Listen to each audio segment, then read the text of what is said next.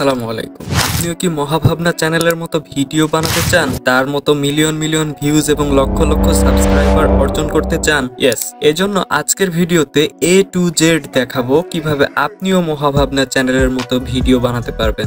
এমন ভিডিও বানাতে আপনাকে সিম্পল 4টি স্টেপ অনুসরণ করতে হবে। এর মধ্যে সবচেয়ে গুরুত্বপূর্ণ স্টেপ 1 এবং স্টেপ 4। ওকে, সর্বপ্রথম আমাদের একটা মজার শিক্ষণীয় গল্প দরকার হবে। এজন্য আমরা গুগলে গিয়ে সার্চ করব মজার ইসলামিক ছোট গল্প। প্রথম ওয়েবসাইটে ঢুকলে এখানে অনেক রকম গল্প পেয়ে যাবেন। কেউ চাইলে কিন্তু চ্যাটজিপিটিও ব্যবহার করতে পারেন, এটাও ভালো। আমি এখান থেকে একটা মজার গল্প সিলেক্ট করে নিচ্ছি।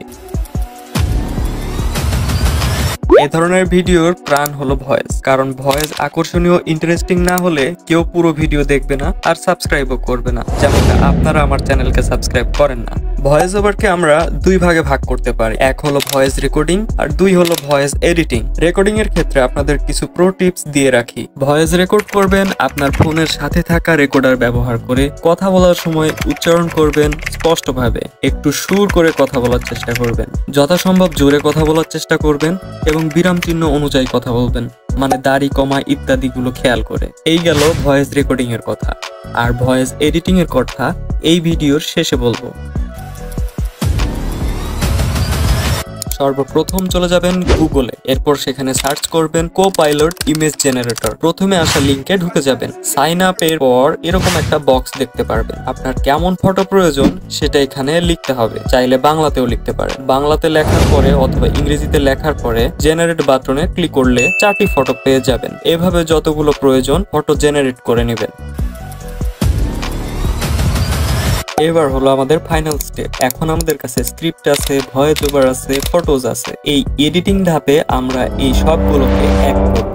যদি খুব সহজে ভিডিও এডিট করতে চান তাহলে ক্যাপকাট অ্যাপ ব্যবহার করবেন। প্রথমে একটা ফটো ইম্পোর্ট করে নেবেন, এরপর নিচের দিকের অপশনগুলোকে ডান দিকে টানলে আপনারা অ্যাসপেক্ট রেশিও নামের একটা অপশন পাবেন। এর মধ্যে ক্লিক করলে আপনারা এখান থেকে বিভিন্ন ভিডিওর সাইজ পেয়ে যাবেন। এখান থেকে আপনি শর্ট ভিডিওর সাইজ অর্থাৎ 9:16 সিলেক্ট করে দিবেন। এরপর আপনার রেকর্ড করা ভয়েসটি ইম্পোর্ট করবেন। ভয়েসের কোনো পার্টে কোনো সমস্যা থাকলে এখান থেকে টুকটাক এডিট করে নিতে পারেন। এবারে আপনারা ইম্পোর্ট করবেন ইসলামিক ব্যাকগ্রাউন্ড মিউজিক। ইম্পোর্ট করার পরে আপনার ব্যাকগ্রাউন্ড মিউজিকের ভলিউমটাকে কমিয়ে নেবেন। ইসলামিক ব্যাকগ্রাউন্ড মিউজিক এবং ক্যাপকাটের প্রো ভার্সন অ্যাপ এগুলো আপনারা চাইলে আমার টেলিগ্রাম চ্যানেলে জয়েন করে ফ্রিতে পেয়ে যেতে পারেন। আমার টেলিগ্রাম চ্যানেলের লিংক এই ভিডিও ডেসক্রিপশনে পেয়ে যাবেন। ওকে, এবারে আপনার ভয়েসটাকে আপনারা প্লে করবেন আর খেয়াল করবেন আপনি ভয়েসের মধ্যে কখন কোন কথা বলেছেন। যখন যে কথাটি বলেছেন তখন সেই রিলেটেড পিকচারটি আপনারা ইম্পোর্ট করবেন। এভাবে একটার পর একটা ছবিকে আপনারা সাজিয়ে নেবেন। সাজিয়ে নেওয়া হয়ে যাওয়ার পর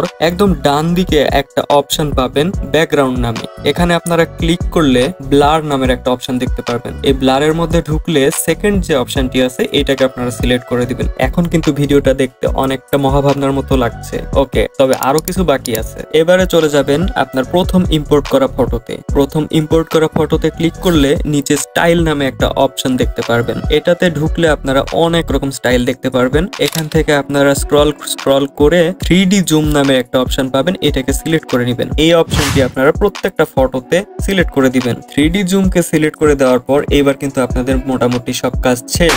আপনারা চাইলে এখন আপনার ভিডিওটি একবার ফাইনাল প্লে করে দেখে ভিডিওটিকে এক্সপোর্ট করে নিতে পারেন। এখন চলেন দেখে আসি আমার বানানো ভিডিওটি কেমন হলো। পৃথিবী বিখ্যাত দুই অলসকে লোকে সমাজ থেকে বিতাড়িত করে জঙ্গলের মধ্যে রেখে আসলো। দুই অলস জঙ্গলের মধ্যে শুয়ে আছে।